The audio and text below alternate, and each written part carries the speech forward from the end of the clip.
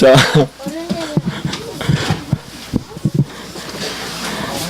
오늘은 이제 18번째 우리가 하나님은 스스로 계시고 유일하시고 또 영원하시다 이런 말씀을 지난 시간까지 봤습니다.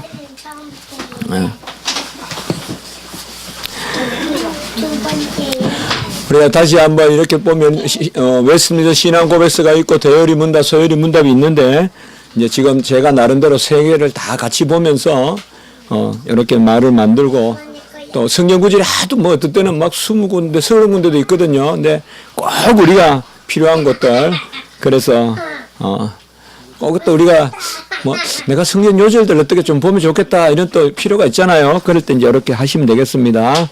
오늘은 이제 사랑이신 하나님이다.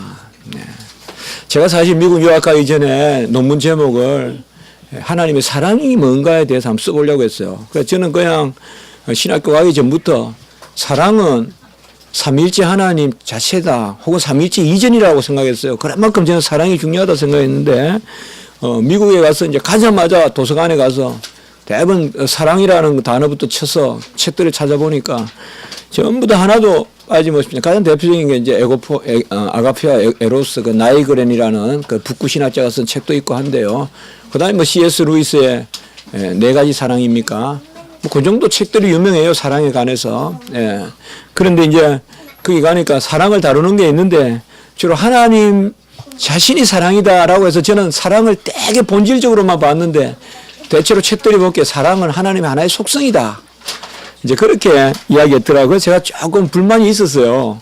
하나님은 사랑이시라 할 때 이 사랑은 저에게 있어서는 상당히 좀 더 본질적인 것으로 생각했는데 하나님은 그냥 사랑하시는 분, 이렇게 어느 정도 한 속성이다.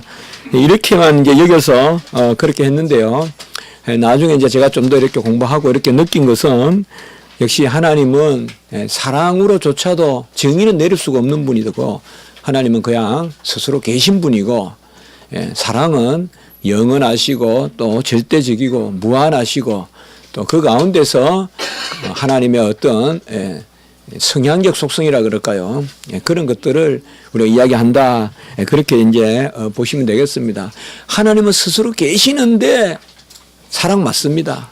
또 영원합니다. 이게 같이 있어야 됩니다. 가장 중요한 것은 하나님의 존재인데요. 그리고 사랑이 뭘까요? 일단 우리가 먼저 한번 밑에 고백하는 부분을 같이 한번 읽어보면 좋겠습니다. 자, 사랑이신 하나님, 고백서 2장 1절인데요. 하나님은 사랑이시라. 거기에 한번 있습니다. 시작. 하나님은 사랑이시라. 오래 참으시며 은혜와 긍휼을 베푸시고 자기를 찾는 자에게 상을 주신다. 여기 보시면 하나님은 사랑이시라. 그래서 뭐뭐는 뭐뭐다. 이런 사는 자질이 상당히 본질적인 그런 표현이죠. 그리고 이제 오래 참으시고 긍휼과 그 은혜를 베푸시고 자기를 찾는 자에게 상을 주신다. 이것은 어떻게 보면 서술이죠. 사랑에 대한 어떤 그런 조목조목들. 사랑하시니까 오래 참고 사랑하시니까 은혜와 긍휼을 베푸시고 그렇게 말하고 있습니다. 그리고 사랑하니까 자기를 찾는 이에게 상을 주신다. 여러분들 하나님은 사랑이시라 할 때 한 2가지 금방 생각해 볼 수 있습니다. 한번 잠깐 우리가 정리해 본다면 첫째로 하나님은 전적으로 주시는 분입니다. 그래서 하나님은 주신다는 측면에서 사랑입니다. 그래서 하나님은 주시는데 받을 것을 생각하지 않고 주십니다. 그래서 아가페죠. 아가페. 세상은 받을 것을 생각하지 않으면서 베푸는 사랑을 세상에서는 가정하지 않습니다. 세상의 모든 사랑은요, 주고받는 사랑이에요. 세상에는. 그래서 부모가 자녀에게 베푸면 자녀는 부모에게 효도하라 하잖아요. 그러니까 아버지의 자애가 있고 자녀들의 효도가 있단 말이에요. 이렇듯이 항상 세상의 어떤 그런 모랄은 주고받는 것으로 돼 있어요. 그리고 그것을 당연시해요. 그리고 주고받지 않게 되면요, 사실상 세상은 도덕적이지 않다고 생각해요. 어떻게 보면. 왜요? 누군가가 누구를 사랑하는데 그는 그 사랑을 되돌리지 않는다면 그 사람은 그 사랑에 대해서 결핍되어 있는 거예요. 자, A라는 사람에게 절대적 사랑을 요구해요. 그런데 B는 그 사랑을 받기만 해요. 그러면 B에게는 이 절대적 사랑이 무슨 의미가 있을까요? 그렇게 본다면 세상의 도덕은 항상 주고받아야 돼요. 그걸 전제로 하는데 하나님의 사랑은 그저 다 주시는 것입니다. 두 번째, 그러니까 첫 번째는 하나님의 사랑은 전적으로 주시는 사랑이다. 두 번째, 하나님은 사랑하신다고 했을 때 주권적으로 영광을 받으십니다. 사랑을 통하여서. 그러니까 이 말은 뭔가 하면 하나님의 가장 고급스럽고 존귀함이 영광이거든요.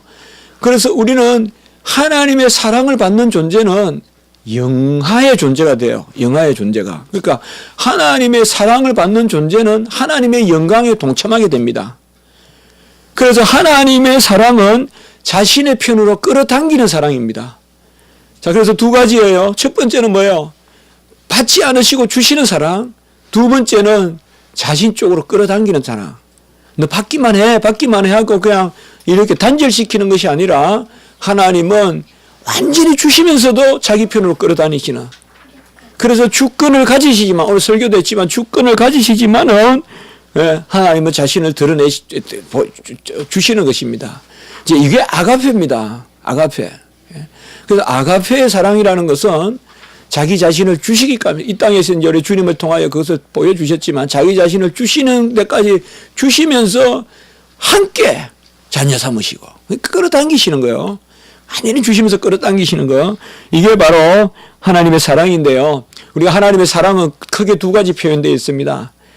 하나님의 사랑은 창조의 사랑, 구속의 사랑. 이게 너무나 평범해 보이는 것 같아도요. 창조의 사랑이 엄청 큽니다. 그러니까 우리는 길 가면서 소생하는 어떤 자연, 또 겨울 동안 또 우리가 대지에서 준비하는 어떤 그런 자연의 섭리, 이런 게 전부 사랑으로 느껴져야 돼요, 여러분들. 그러니까 모든 것은 하나님의 사랑의 표현이에요. 그리고 우리 자녀가 자라는 거 사랑이잖아요. 자녀가 자라는 것도 사랑이죠. 사실 우리가 먹는 것만 가지고 어떻게 자랍니까? 하나님이 자라게 하니까 자라는 거죠. 그래서 모든 자람이 사랑이고, 그 다음에 이렇게 하나님이 창조한 것을 온전케 하기 위하여, 회복하기 위하여 구속하시죠. 창조로부터, 창조의 질서에서 멀어진 것. 그래서 하나님의 사랑은 우리의 창조와 구속에 모두 임합니다. 그래서 특별히 제가 조금 설명을 드릴 것은 하나님의 사랑은 그저 베푸는 사랑이지만 끌어당기는 사랑이다. 이건 하나님의 은혜가 아니면 우리는 이 사랑을 흉내낼 수 없습니다. 어떻게 우리가 그저 주면서 끌어당깁니까? 저는 정말 남에게 많이 베푸 본 적이 없습니다만은, 우리가 누구에게든, 사실 우리에게는 누구인가 이렇게 내가 그저 베푼다 그러면 막 해요, 그 기분으로. 근데 분명히 뭔가 하면요, 경원시예요. 나와 뭔가 기분이 테이크가 돼야지 내 쪽으로 끌어당기지. 나에게 받기만 하는 사람은요, 경원시예요. 우리가 멀리 하려고 그래요. 그런 심리가 있어, 우리 안에. 그래서 나의 가까이, 내 옆에 오려고 하면 주고받고가 돼야 돼요. 내가 한 끼 사면 한 끼 사야 되고, 이런 관계 속으로 자꾸 들어와야 우리는 가까워지거든요. 하나님은 그렇지 않아요. 그거예요. 아가페는. 그저 다 주시고, 계속 주시고, 끝까지 주시고, 언젠가 받으시려고 할 텐데, 끝까지 받으시려고 하지 않고, 끝까지 그저 주시면서도 우리를 그저 안아주시는 거예요. 멀리 하지 않아요. 너는 받기만 했으니까 그곳에 있어 하지 않고, 받기만 했지만은 내 안에 오거라.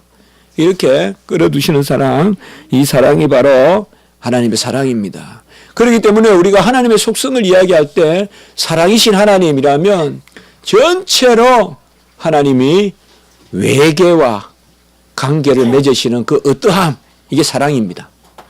하나님은 모든 자연물과 우리 인간과 관계를 맺으시는 그 모습, 그게 사랑입니다.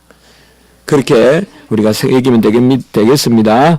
그래서 요한일서 4장 8절에는 하나님은 사랑이시다라는 구절이 가장 잘 나오기 때문에 여기에 먼저 이렇게 읽었습니다. 같이 한번 읽어보겠습니다. 시작. 사랑하지 아니하는 자는 하나님을 알지 못하나니 이는 하나님은 사랑이심이라. 오늘도 제가 설교했지만은요, 이제 앞으로 이런 구절은 우리가 잘 읽자는 거죠. 하나님 사랑하지 아니하는 자는 하나님을 알지 못하니라니까, 아유, 내가 먼저 사랑해야 하나님을 아는갑다. 이렇게 읽으면 안 됩니다. 그러니까 성경은 문맥 안에서 읽어야 돼요. 성경의 큰 문맥은 뭐죠? 전적인 은혜 가운데 우리에게 사랑의 특권을 주셨다. 그래서 사랑하지 아니하는 자는 이라면, 구원에서 하나님이 사랑의 만세전에 아까 에베소 2장 10절에 벌써 읽었지만은 이미 오래전에 우리를 선한 도구로 사용하시는 사랑의 도구로 사용하시는 그 은혜를 이야기하는구나.